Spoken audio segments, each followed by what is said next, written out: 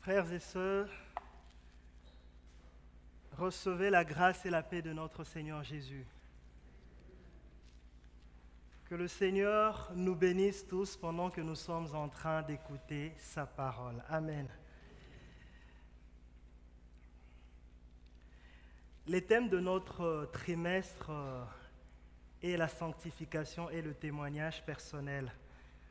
Nous allons continuer dans cette même lancée tout au long du partage de la parole que nous aurons ce matin.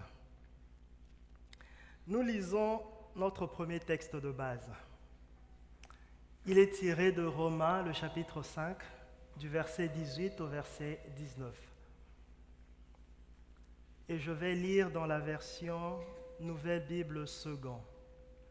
Romains 5, 18 à 19. Ainsi donc, comme par une seule faute la condamnation s'étend à tous les humains, de même, par un seul accomplissement de la justice, la justification qui donne la vie s'étend à tous les humains. En effet, tout comme par la désobéissance d'un seul être humain, la multitude a été rendue pécheresse, de même, par l'obéissance d'un seul, la multitude sera rendue juste. Or, la loi est intervenue pour que la faute foisonne. Mais là où le péché a foisonné, la grâce a surabondé.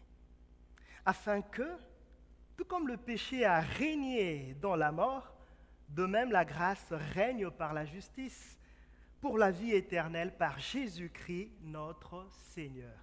Amen. Nous lisons notre deuxième texte qui se trouve dans le livre de Jonas, le chapitre 1, du verset 4 au verset 15. Et cette fois-ci, nous lisons dans la version second, 1910. Jonas 1, 4 à 15.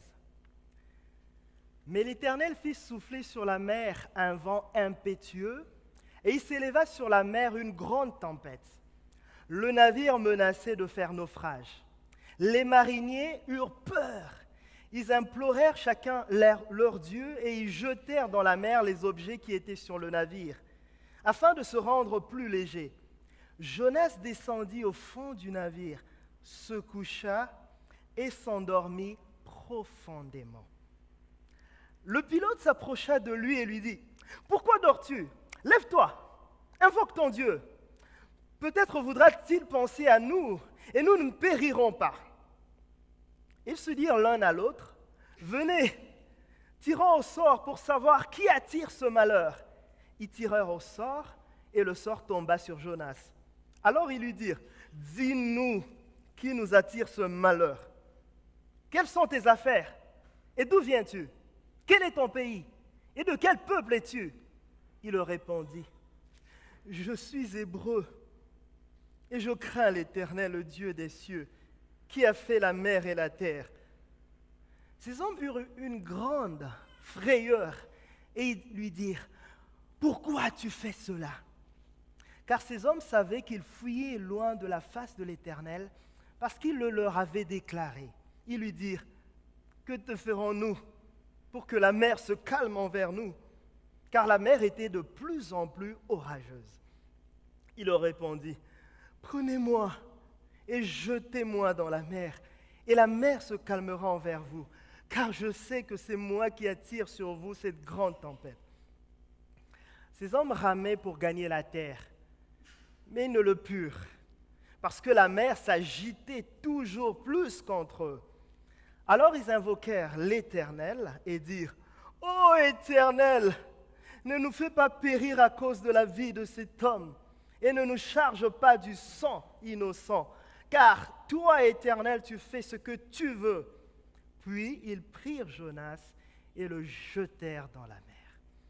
Et la fureur de la mer s'apaisa. Nous faisons notre dernière lecture dans Actes, le chapitre 27, du verset 22 au verset 25, toujours dans la version seconde 1910. « Maintenant, je vous exhorte à prendre courage, car aucun de vous ne périra. Et il n'y aura de perte que celle du navire. Un ange du Dieu à qui j'appartiens et que je sers m'est apparu cette nuit et m'a dit, Paul, ne crains point. Il faut que tu comparaisses devant César. Et voici, Dieu t'a donné tous ceux qui naviguent avec toi. C'est pourquoi, ô hommes, rassurez-vous. Car j'ai cette confiance en Dieu qu'il en sera comme il m'a été dit. Amen.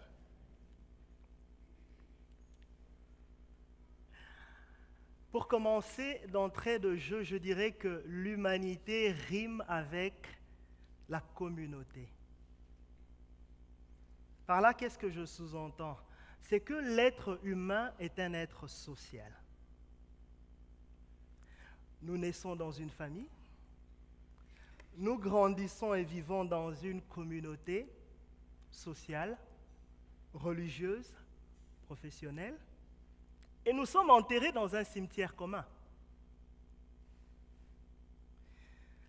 Le premier élément par lequel on nous identifie est toujours social, vous savez.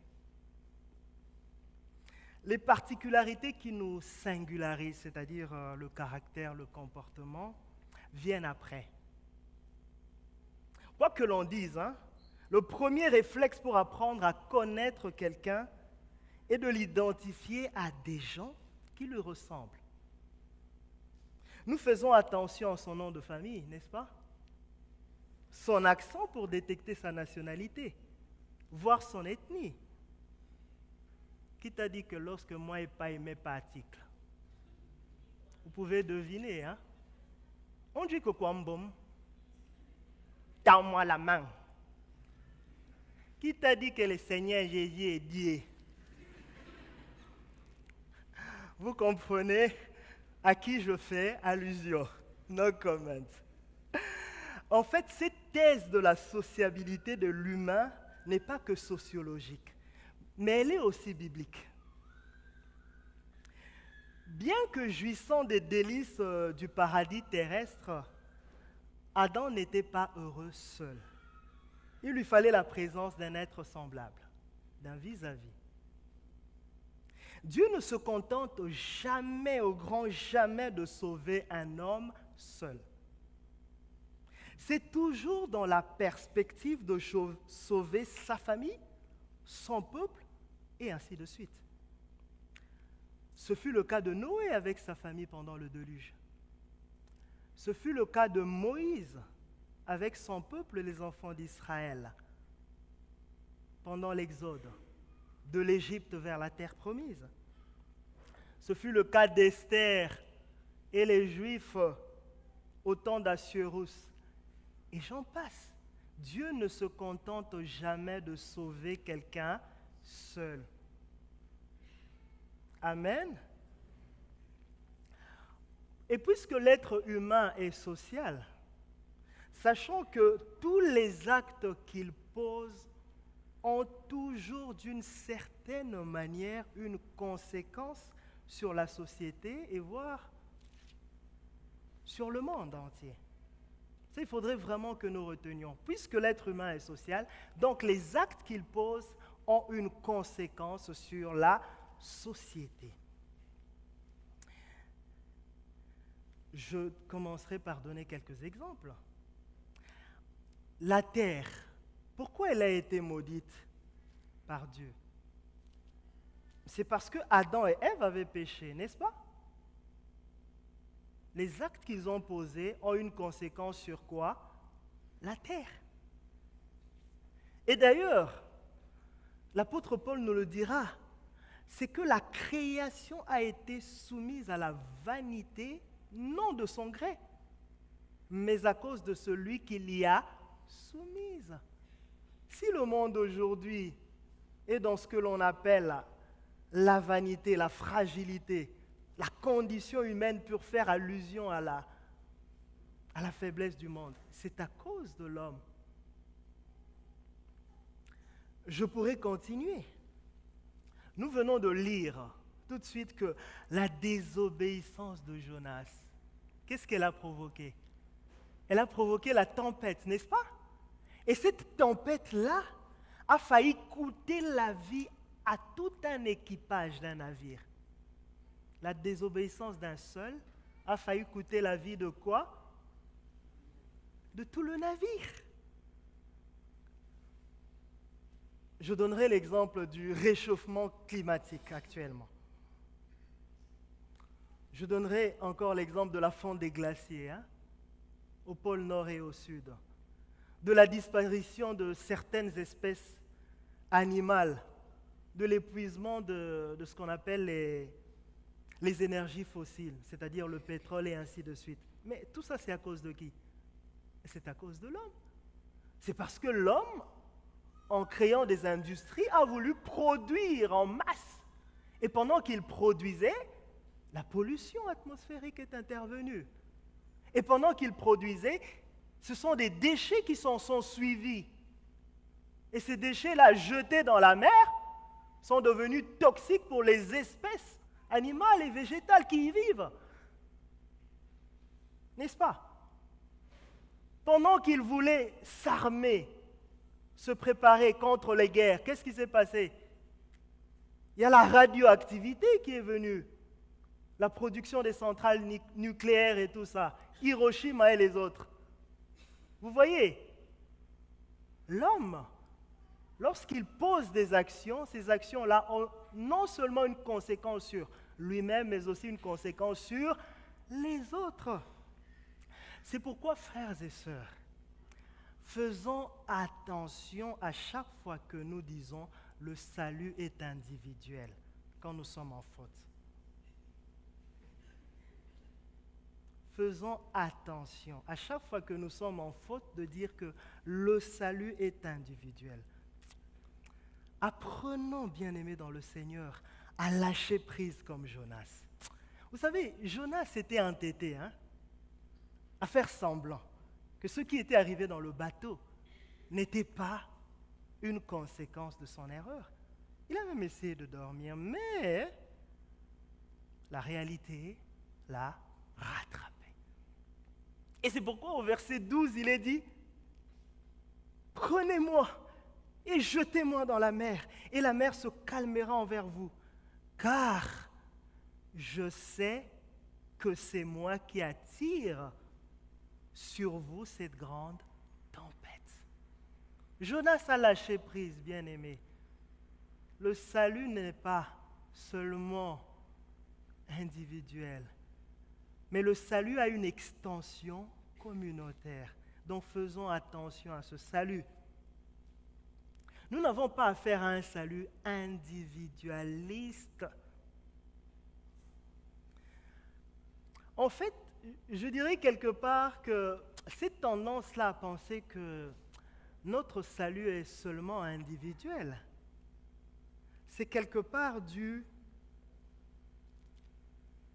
à la confusion que les gens ont eue par rapport au message qui était adressé à la réforme protestante, ainsi qu'aux réveils qui se sont passés par la suite au 18e, 19e siècle et les siècles suivants. En fait, les protestants et les mouvements qui vont venir après ont tellement mis l'accent sur la responsabilité individuelle de l'homme par rapport au salut et au péché que l'homme moderne ou postmoderne que nous sommes, influencé un peu par la philosophie des Lumières, ceux qui ont étudié les Lumières, c'est que cet homme-là a mal reçu ce message au point de confondre liberté et libéralisme, au point de confondre individuel et individualiste.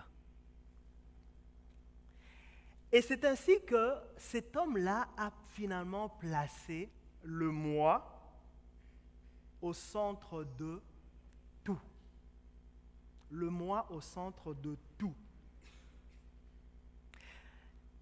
C'est ainsi aussi que la chrétienté de foi dans certaines assemblées est devenue un business gagnant-gagnant entre Dieu et le moi égoïste. Je vous donne un exemple. Seigneur, tu sais, je te donne ma dîme et toi tu me bénis, ok? En faisant cela, nous ne nous rendons même pas compte que nous pervertissons le sens premier de la dîme, qui était destiné aux gens qui n'avaient pas de capitaux terrestres, c'est-à-dire les Lévites, les indigents et les étrangers en Israël. Donc, le peuple donnait sa dîme afin que la bénédiction aille tout d'abord chez qui? Sur les gens qui n'avaient pas de propriété foncière, c'est-à-dire des gens qui n'avaient pas de terre, parce qu'à l'époque, le travail, c'était un travail de terre, l'agriculture. Donc quelqu'un qui n'avait pas de terre, finalement, il n'avait pas de travail. Mais que faire dans ce genre de société? Il fallait que ces gens-là vivent.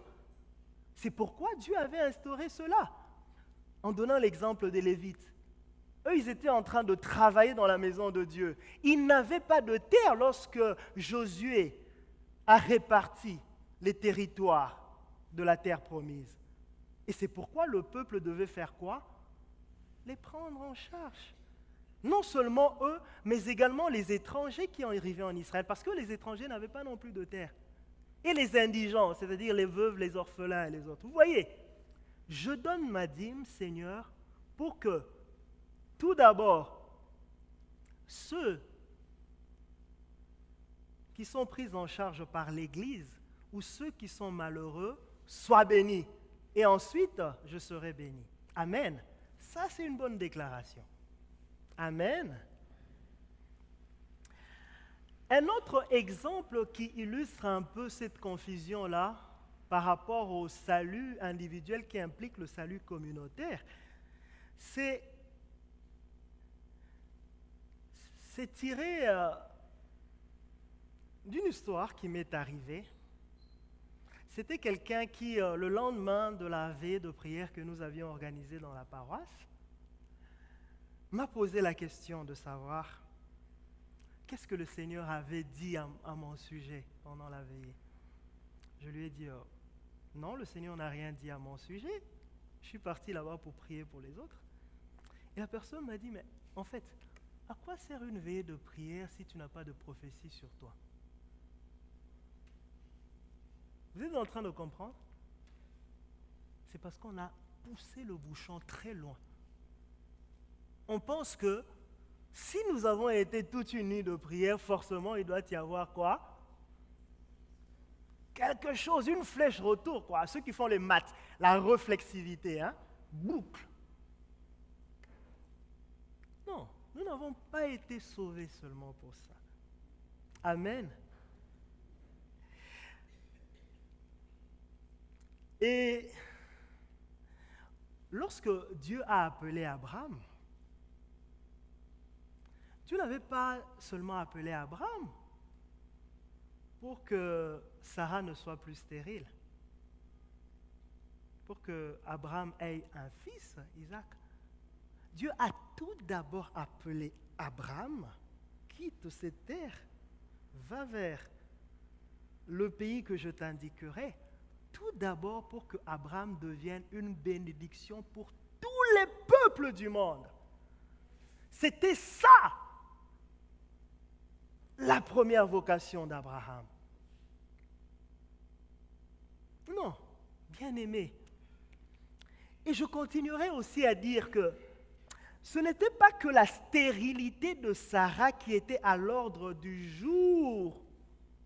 Quand Abraham avait rendu visite à... Le Seigneur, avait rendu visite à Abraham sur les chaînes de Mamré. Le Seigneur était venu voir Abraham. Ils ont commencé à causer et à manger ensemble. Mais ce qui était à l'ordre du jour de la causerie, est-ce que c'était seulement la situation de Sarah? D'ailleurs, en fait, ils ne l'ont même pas fait, vous savez. C'est seulement en passant comme ça. Et Dieu, avant de partir, il dira, bon, la même année, lorsque je reviendrai, ta femme, Sarah, sera enceinte. Et c'est lorsque Sarah arrive, vous voyez, il y a eu un zondo, quoi. C'est-à-dire une révélation comme ça sur la vie de Sarah. Mais en fait, je dirais que la principale raison pour laquelle Dieu a rendu visite à Abraham, c'était Sodome et Gomorrhe. En réalité, c'était ça la principale raison. Parce que Dieu cherchait un homme pour prier, pour avoir compassion de Sodome et Gomorrhe. Et vous savez, lorsque j'ai compris cela, je me suis dit, Seigneur, mais pourquoi lorsque je cause avec toi dans la prière, je ne m'intéresse qu'à mon nombril? Pourquoi lorsque je cause avec toi dans la prière, tout ce qu'il y a de plus important, c'est seulement moi? Pourquoi lorsque je cause avec toi, Seigneur, dans la prière, je ne peux pas discuter avec toi sur les atrocités en Syrie? Je ne peux pas discuter avec toi sur les trafics humains qui se font au Nigeria ou en Libye. Est-ce que quelqu'un me suit? Et j'ai compris pourquoi. Parce que soit nous ne nous sentons pas concernés par ce qui se passe là-bas, nous disons que c'est là-bas, soit c'est parce que nous nous sentons impuissants. Parce que nous nous sentons impuissants. Bien souvent, c'est la deuxième raison. Et c'est là que se trouvait l'erreur de Jonas. C'est là que se trouvait l'erreur de Jonas, lorsque Dieu l'a appelé pour aller parler sur Ninive la grande. Vous savez, Ninive, à cette époque-là, c'était la capitale de l'empire assyrien. Ninive la grande. Et cet empire-là était ennemi à Israël, auquel appartenait Jonas. Alors imaginez-vous un prophète qui est là pour Israël. Dieu lui demande, non, va dans un territoire ennemi et annonce la repentance. Vous voyez?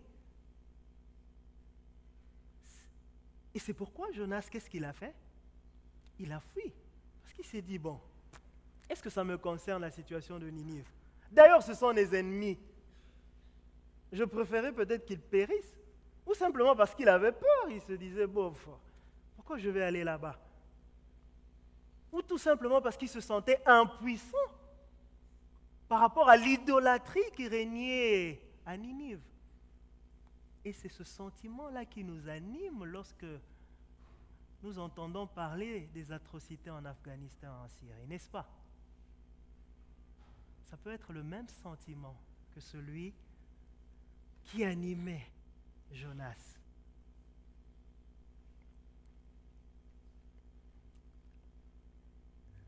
Frères et sœurs, des fois nous oublions que si Dieu nous a sauvés, c'est pour que nous devenions ambassadeurs du royaume dans le monde. Et lorsqu'un ambassadeur est affecté dans un pays, est-ce qu'il peut se passer des nouvelles ou des informations sur ce pays-là? Il ne peut pas se passer de connaître la situation du pays. Il en est de même pour nous. Nous sommes ambassadeurs dans le monde et nous pouvons ne pas nous passer de connaître la situation qui règne dans le monde.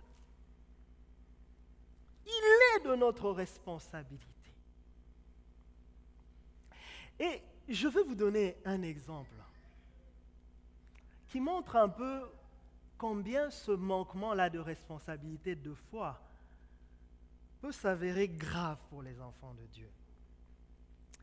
C'est tiré des faits réels.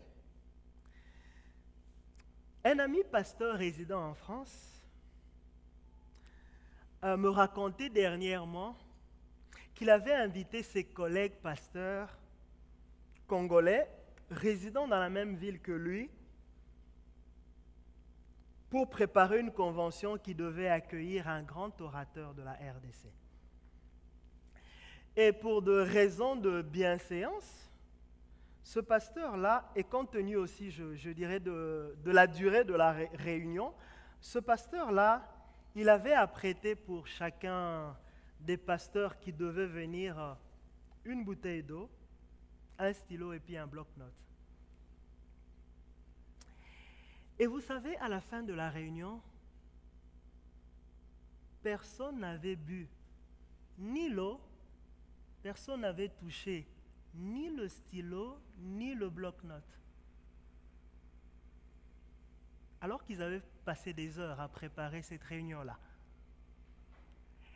Et cela avait fortement choqué cet ami-là, au point de se demander si ses collègues le soupçonnaient de vouloir les empoisonner. Oui, je vous assure.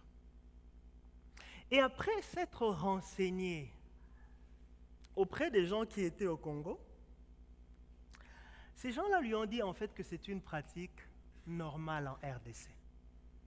Les Congolais qui sont ici peuvent vous le dire.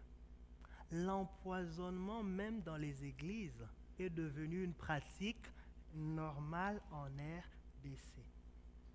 Bien-aimés en Christ, vous rendez-vous compte de la gravité de la situation?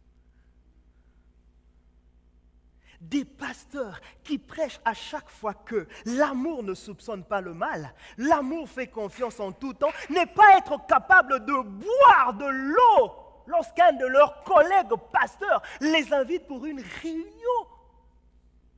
Et puis, et comme si cela ne suffisait pas, ils exportent cela jusqu'en France.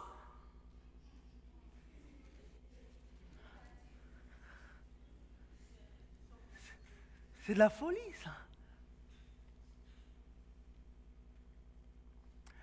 Vous voyez, cet exemple nous révèle combien les dérives de la société autour peuvent influencer le vécu dans l'Église si nous n'en débattons pas sur ces dérives-là, si nous ne prenons pas des précautions. Non. Notre salut est plus qu'individuel. Notre salut est plus qu'individuel. Et je dirais que cette histoire est aussi révélatrice d'une vérité très profonde. Et cette vérité-là va rejoindre notre premier texte que nous avions lu. Vous savez, pour que le péché puisse abonder, pour que le péché puisse proliférer dans une société et précipiter la colère de Dieu, il faut que le juste le passe sous silence ou s'y associe.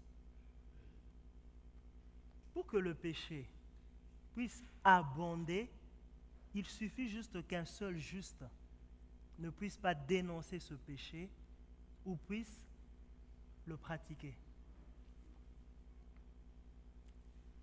Et c'est la raison pour laquelle les péchés des serviteurs de Dieu sont les plus médiatisés dans les réseaux sociaux. Parce que le monde sait, même s'il ne veut pas le reconnaître, que les chrétiens sont supposés être des références, des modèles. Donc, le fait qu'un chrétien tombe constitue un permis légal du péché. Un ami me disait en France que la seule information de l'Église catholique qui intéresse les médias français, c'est la pédophilie des prêtres. Si on veut parler de l'Église catholique dans les médias, c'est souvent pour parler de la pédophilie des prêtres.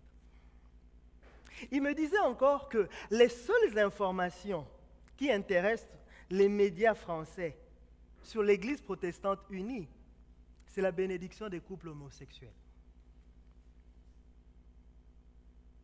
Il continue aussi à me dire que les seules informations qui intéressent les médias français sur les églises de réveil, c'est l'enrichissement et les scandales sexuels de leurs pasteurs. Vous voyez, hein, pour que le péché foisonne, abonde, il faut que le juste soit le passe sous silence, soit se mette à le pratiquer. Vous voyez, hein? Et alors, ce constat qu'avait fait cet ami-là m'a fait comprendre pourquoi le débat entre l'Éternel et Abraham à propos de Sodome et Gomorrhe.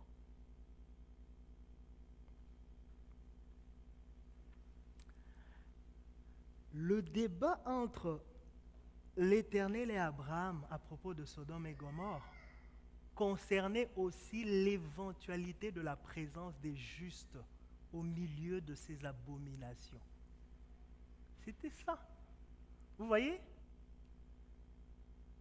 Donc, ce n'est pas inutile des fois si le Seigneur nous demande de nous intéresser à la situation qui est en Syrie. Ce n'est pas inutile, bien-aimé. Et ça rejoint exactement notre premier texte. Relisons cela et puis nous essaierons de commenter un peu. Regardez Romains 5, 18 à 20. Romains 5, 18 à 20. Ainsi donc, comme par une seule offense, la condamnation a atteint tous les hommes, de même par un seul acte de justice, la justification qui donne la vie s'étend à tous les hommes. Car comme par la désobéissance d'un seul, beaucoup ont été rendus pécheurs, de même par l'obéissance d'un seul, beaucoup seront rendus justes. Or, la loi a été intervenue pour que l'offense abondât, mais là où le péché a abondé, la grâce a surabondé. Et alors, je comprends en ce moment-là, pourquoi le sujet de Sodome et Gomorrhe dans cette conversation. Parce que s'il y avait au moins 10 personnes comme Lot, Sodome et Gomorrhe seraient sauvés. S'il y avait au moins 10 personnes comme Lot, Sodome et Gomorrhe seraient sauvés. Autrement dit, la création attend avec ardent désir la révélation de qui? La révélation de qui? La révélation des personnes comme Lot à Sodome et Gomorrhe. Et si nous comprenons cela, je nous assure que tout ce que nous rencontrons sur notre chemin seront sous notre sphère d'influence. Si nous comprenons les choses que le Seigneur est en train de nous dire en ce matin, je nous assure que toutes les personnes que nous allons rencontrer sur notre chemin seront sous la sphère de notre influence. Je veux vous donner 3 cas de figure. Même si nous sommes dans la situation où nous avons désobéi à Dieu comme Jonas et que nous avions emprunté un mauvais chemin, parce que le Seigneur lui avait demandé d'emprunter le chemin de Ninive, lui il a emprunté le chemin de Tarsis. Et même si nous empruntons un mauvais chemin, je nous assure que le fait d'avoir emprunté le mauvais chemin, tous ceux que nous allons rencontrer seront exposés à la malédiction qui nous était destinée. À moins que ces gens-là, comme les marins dans le navire, se repentent et cherchent Dieu. C'est pourquoi, je le dis bien, un chrétien qui s'associe à un non-chrétien pour pécher, il ne fait pas que du mal à lui-même, mais il fait aussi du mal aux non-chrétiens. Est-ce que quelqu'un m'a compris? Des fois, nous avons tendance à penser que c'est l'inverse qui doit se faire, n'est-ce pas? Les mauvaises compagnies corrompent des bonnes mœurs, n'est-ce pas? Mais en réalité,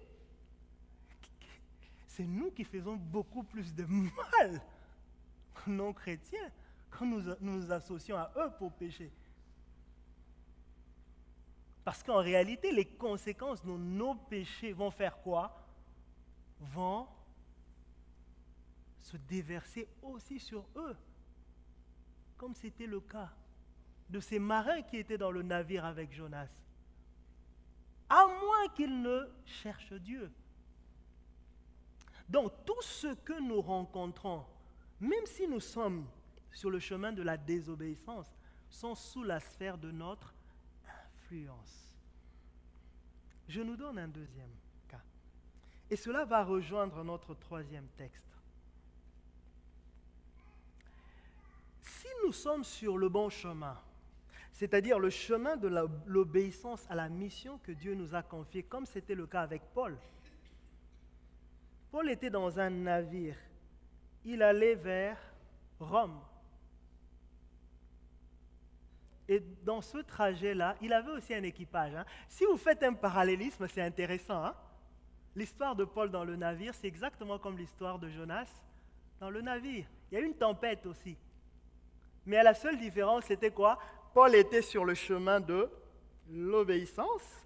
Jonas était sur le chemin de la désobéissance. Ils ont rencontré des gens, des passagers, l'équipage qui était là. Regardez dans le cas de Paul. Si nous relisons le texte du verset 22 au verset 25, Paul va dire au verset 22, « Maintenant je vous exhorte à prendre courage, car aucun de vous ne périra. Il n'y aura de perte que celle du navire.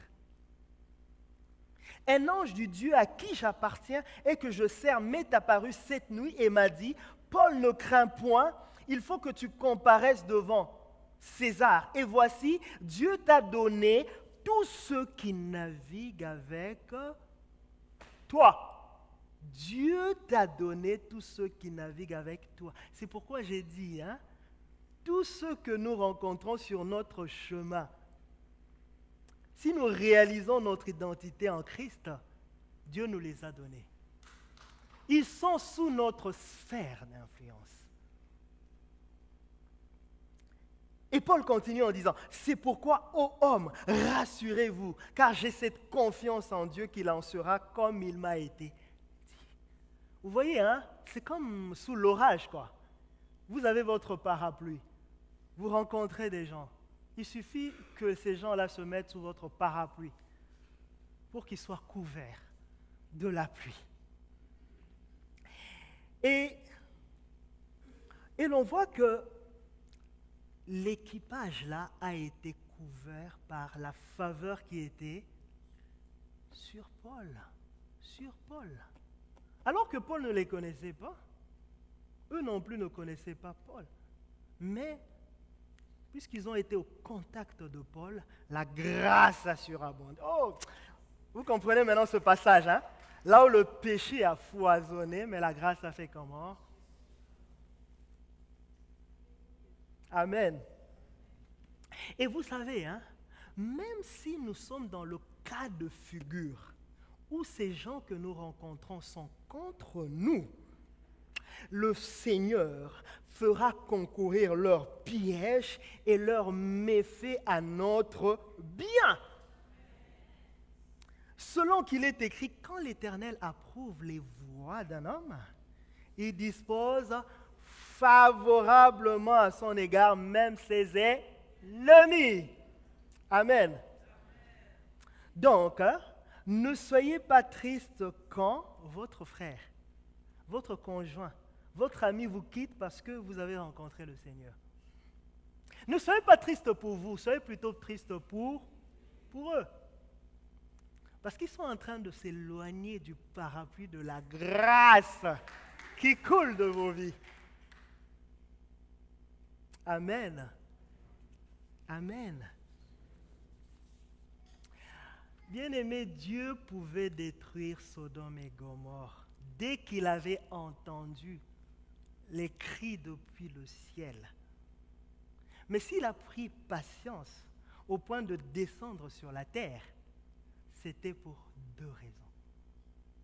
Chercher un intercesseur qui prierait pour le pays. Votre prière peut faire des choses en Syrie. La deuxième raison, c'était pour voir s'il y a au moins 10 justes qui sanctifieraient Sodome et Gomorrhe par leur présence. Qui sanctifieraient Sodome et Gomorrhe par leur présence. Parce que qu'est-ce qui se passait en fait? Vous avez des cris de vengeance des innocents qui s'élèvent vers le ciel, vers Dieu. À côté de ces cris-là de vengeance, il devait avoir quoi? Des cris de pardon, des justes. Et c'est comme ça que le Seigneur aurait pardonné Sodome et Gomorrhe. Amen. Parce que la balance, elle pesait lourd du côté des cris de vengeance. Et à partir de là, j'ai aussi compris une chose, c'est que dans l'histoire, vous savez, Dieu pouvait à plusieurs occasions détruire le monde à cause des iniquités accrues. Mais si Dieu a envoyé son fils, comme il était descendu, rencontrer Abraham, c'était pour nous rendre justes afin de devenir des occasions pour lui de ne pas détruire le monde. Quelqu'un m'a entendu? C'était pour nous rendre justes afin que nous devenions des occasions pour que Dieu ne détruise pas le monde. Cela montre combien Dieu croit en notre prière. Cela montre combien Dieu croit en notre vie de sanctification. Parce que la destinée de notre famille, de notre ville, de notre pays, du monde en dépend. Le salut n'est pas qu'individuel.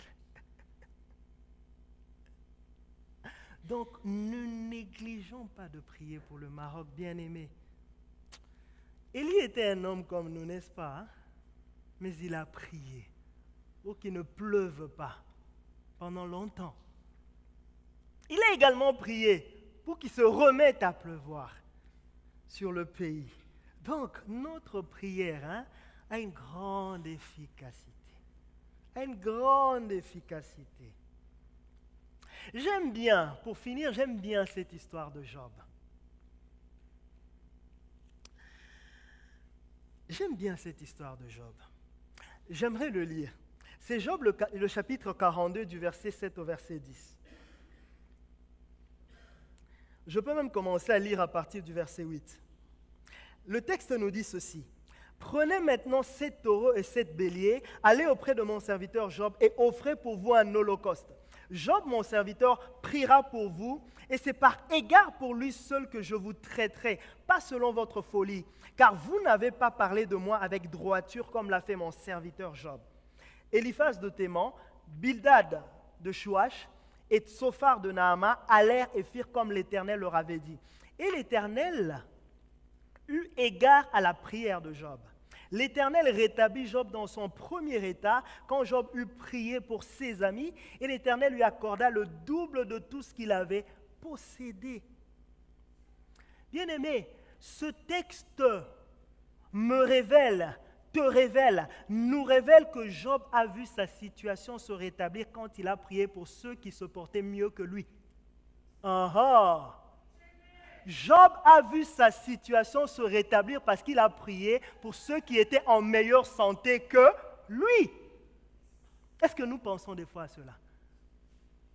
Prier pour ceux qui se portent mieux que nous, pour voir notre situation se rétablir.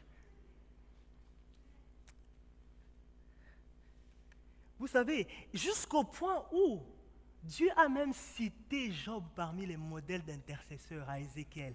Il a dit, si dans le pays, il y avait des gens comme Daniel, il y avait des gens comme Job et Noé, le pays serait sauvé. Et je finis par ce texte qui nous renvoie encore à Abraham. Genèse, le chapitre 20, du verset 17 au verset 18. Le texte nous dit ceci. Abraham pria Dieu. Et Dieu guérit Abimelech, sa femme et ses servantes. Et elles purent enfanter. Car l'Éternel avait frappé de stérilité toute la maison d'Abimelech à cause de Sarah, femme d'Abraham.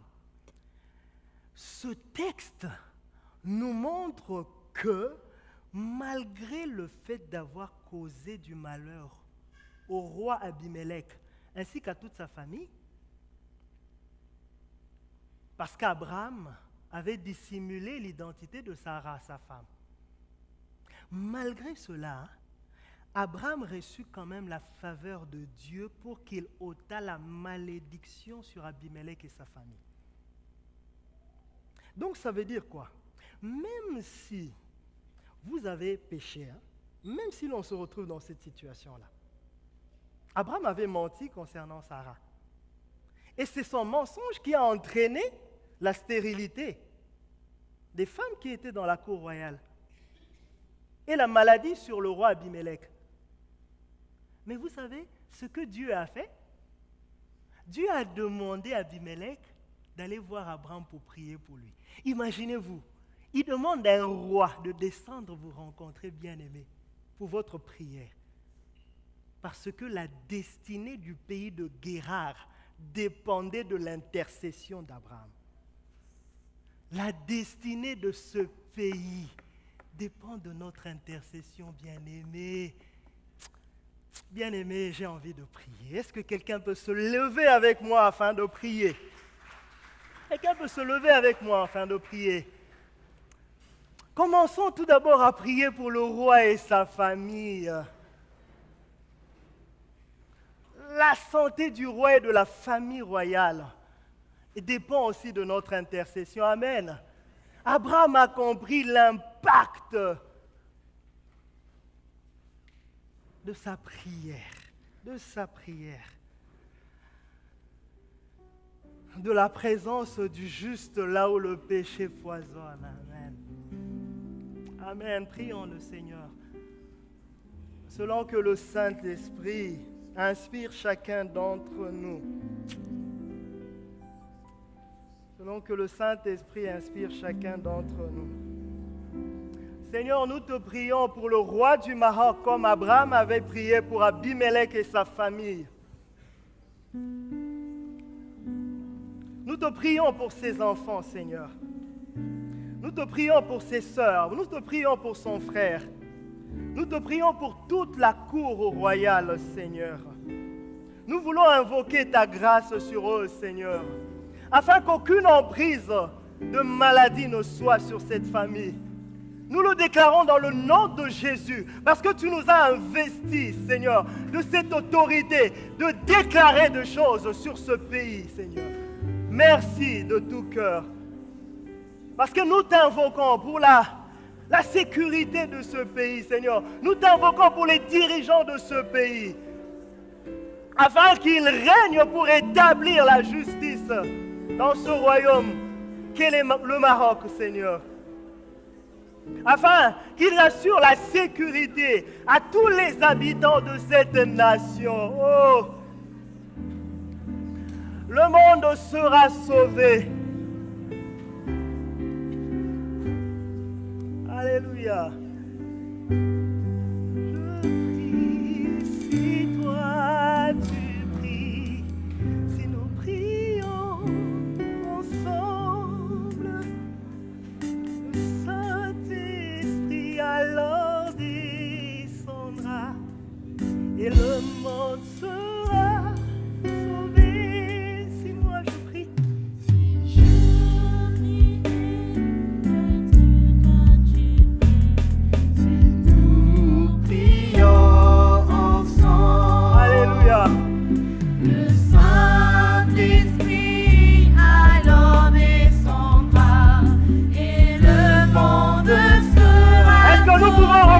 Son refrain, reprenons le refrain. Si moi je prie et si toi tu Alléluia.